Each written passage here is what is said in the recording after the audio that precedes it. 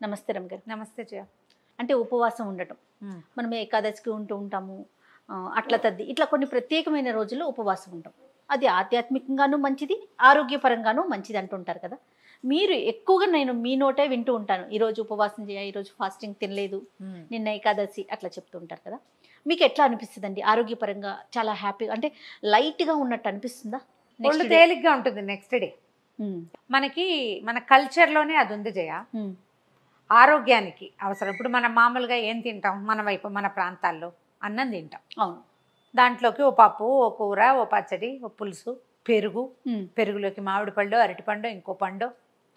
తర్వాత మనకి మంచి ఆహారం మంచిది అంటే గారెలని, బూర్లని, అప్పాలని, అరిసెలని మన ఆహారం అలాంటిది కదా. ఆయిలీ ఫుడ్ తీసుకుంటాం, పైగా నెయ్యి వేసుకుంటాము బేసిక్గా. ఇప్పుడు ఎవరికి ఇవన్నీ లభిస్తున్నాయి అని ప్రశ్న కాదు, అసలు సహజంగా ఇవన్నీ ఆయిలీ ఫుడ్ కూడా ఉంటుంది. ఇప్పుడు ఇన్ని రకాలు తినేటప్పుడు మధ్య మధ్యలో కొంచెం గ్యాప్ ఇవ్వటం, పొట్టకి రెస్ట్ ఇవ్వటం, లైట్గా ఘనాహారాలు కాకుండా ద్రవ పదార్థాలు తీసుకోవటం, ఇది అవసరం కదా.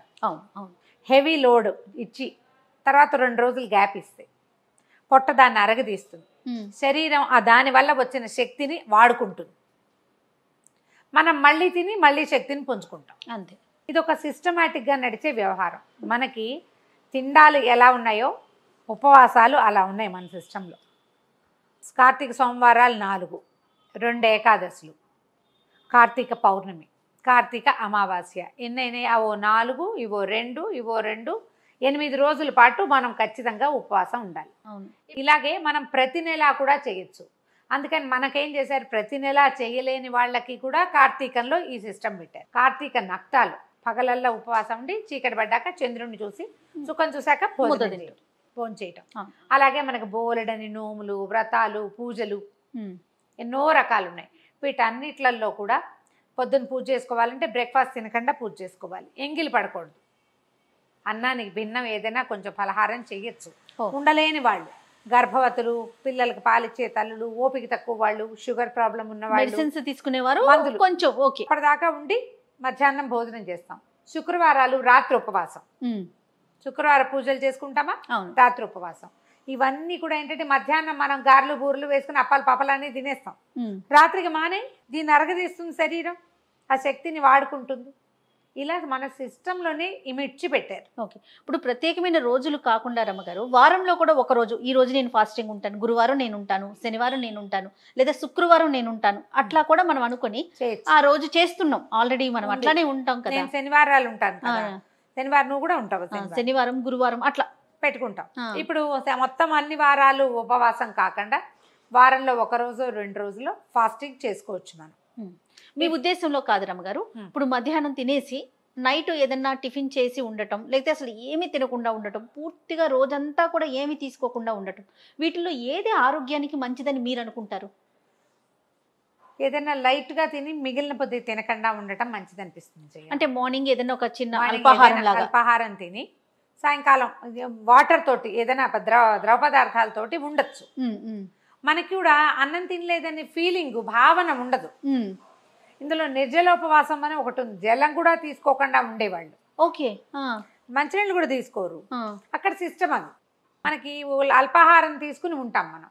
ఈ ఒక పొద్దు ఉండటం అంటే మామూలుగా ఏం చేద్దాం, జనరల్ ఒక పొద్దు అంటే మధ్యాహ్నం భోంచేసేసి రాత్రి టిఫిన్ తింటాం. అవును, కొంతమంది టిఫిన్ తింటారు, కొంతమంది అది కూడా తీసుకోరు రమ్మగారు. సాధారణంగా ఏ శనివారం నాడు రాత్రిపూట నేను ఏ టిఫిన్ ఏమీ తిన్ను, మధ్యాహ్నం తీసుకున్న భోజనం అంతే. మార్నింగ్ బ్రేక్ఫాస్ట్ కూడా తిన్ను నేను.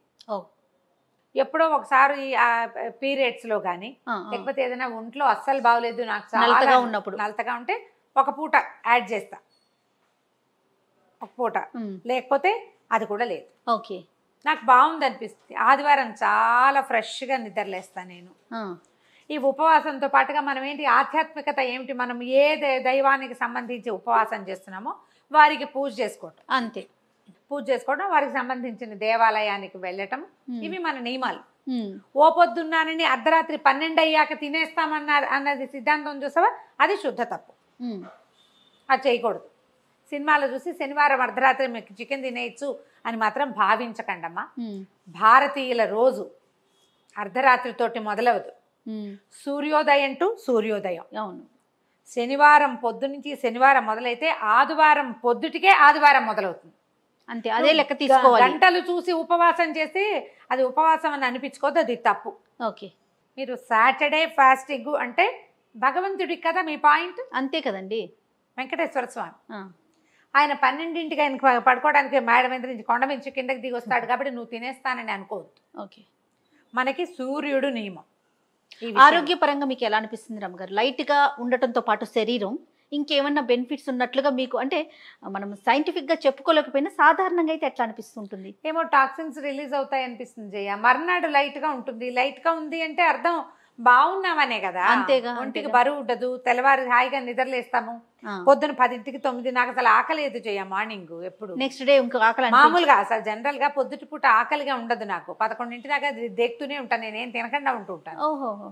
బ్రేక్ఫాస్ట్ తినాలన్న ఒక నియమం ఉన్నప్పటికీ నేను చెప్తుంటా చేసేస్తారండి బ్రేక్ఫాస్ట్? స్కిప్ చెయ్యను కానీ తక్కువ తింటాను. 11 దాకా వేయదు. కానీ ఉపవాసం ఉన్న మరుసటి రోజు ద్వాదశి నాడు 8ంటికి కర్ర అని ఆకలిస్తుంది. శరీరంలో పొట్ట సరిగా పనిచేస్తుంది. పేరుకుపోయిన కొవ్వు అంతా కూడా కరిగిపోతుందని కూడా వింటూ ఉంటాం కదండి. అంత కరిగిపోతుందో లేదో తెలియదు, ఆకలి మాత్రం వేస్తుంది. ఆదివారం పొద్దున కూడా ఆకలిస్తుంది. ఓకే. చాలా గంటలు గ్యాప్ ఇస్తే లోపల అవయవాలు దిగడీకృత ఉత్సాహంతో పనిచేస్తాయి అనిపిస్తుంది. ట్రై చేసి చూడొచ్చు కదా, ఎవరికి వాళ్ళు చేయొచ్చు కదా. ఈ ఫాస్టింగ్ ఏ రోజు అయితే ఉంటామో మనం ఆ రోజు ఉదయం కూడా ఎక్కువ ఆయిలీ ఫుడ్స్ అవి తీసుకోవద్దు. ఓకే. కూరల్లో బోల్డ్ అంతా నూనెలు వేసేసి అప్పడాలు, వడియాలు, చెక్కలు, చేగోడీలు అవి పుచ్చుకోవద్దు. లైట్గా తీసుకోవాలి. మామూలుగా తినండి, అన్నం, కూర, పులుసు, పచ్చడి ఏదో సామాన్యంగా. జంక్ ఫుడ్ అవి తీసుకోవద్దు. వాటర్ ఇంటేక్ పెంచండి. కుదిరితే మజ్జిగ, కొబ్బరి నీళ్ళు లాంటివి. కాఫీ, టీ తీసుకోవద్దు ఎక్కువగా. కానీ ఫాస్టింగ్ ఉన్నప్పుడు సాధారణంగా చేసేది అదే కదరమ్మ గారు, టీ ఎక్కువ తాగేస్తూ ఉంటారు. చాలా మందిని చూసాను నేను. ఆకలేస్తుంది, దాన్ని ఆపటం కోసం నీళ్లు తాగండి దాని బదులు. రైట్. కావాలంటే నీళ్ళలో కొంచెం తేనె వేసుకోండి, నీళ్ళు తీసుకోండి ఎక్కువ. మర్నాటికి మీ ఒంట్లో తేడా ఎవరికి వాళ్ళకి ఖచ్చితంగా తెలుస్తుంది. షూర్, ట్రై చేయండి. ఇందులో ఆధ్యాత్మికతతో పాటుగా ఆరోగ్యం ఉంది. ఈ ఆధ్యాత్మికతను ఎట్లా పెంపొందించాలంటే 12 అయిపోయింది కాబట్టి నేను ఏదైనా తినేయచ్చని అనుకోవద్దు. మీరు ఏది తినటం దైవానికి పనికిరాదు అని భావిస్తారు, నేను కాదు, నేను చెప్పట్లే అసలు ఆ పాయింట్. ఇది దేవుడికి పూజలకి పనికిరాదు ఈ పదార్థం అని మీరు ఏది భావిస్తారో దాన్ని తినకూడదు. రైట్. అది ఏదైనా కావచ్చు, అది మీ ఇష్టం. అంతే. మేమేం భావించమండి, అది కూడా మీ ఇష్టమే, నేనేం చెప్పను దానికి. భావిస్తే మాత్రం అది తినద్దు. నా స్ట్రిక్ట్ రూలు శనివారం నాడు ఉల్లిపాయ నో, నేను చేయను. పండగల్లో కూడా మేము చెయ్యము. అవి మాకు పనికిరావని భావిస్తాను. నివేదనకి పనికిరావు, తినడానికి పనికిరాదు అని చెప్పేసి మీ పద్ధతి అది. నా పద్ధతి అది. మా ఇంట్లో మిగిలిన వాళ్ళ సంగతి కూడా నాకు తెలియదు. నేను మాత్రం ఈ సిద్ధాంతం పెట్టుకుంటా. ఈ రోజు నేను చేయను అంతే. మీరు కూడా ఏదైనా ఒక సిద్ధాంతం పెట్టుకోండి. ఎప్పుడు కూడా జీవితం సిద్ధాంతము, నియమము ఈ రెండు ఉంటే చాలా బాగుంటుంది. అంతే. అది తప్పొద్దు. మీ సిద్ధాంతాన్ని మీరే బ్రేక్ చేయకూడదు, మీ రూల్స్ మీరే బ్రేక్ చేయకూడదు కదా. రూల్ బ్రేక్ చేయాల్సి వస్తే దానికి ఒక జస్టిఫికేషన్ ఉండాలి తప్పకుండా. ఇలాంటి పరిస్థితి వచ్చింది కాబట్టి ఈ రూల్ బ్రేక్ చేయవలసి వచ్చింది అని. రైట్. అంతే. రైట్. థ్యాంక్ యూ రమ్మ గారు. నమస్తే. నమస్తే.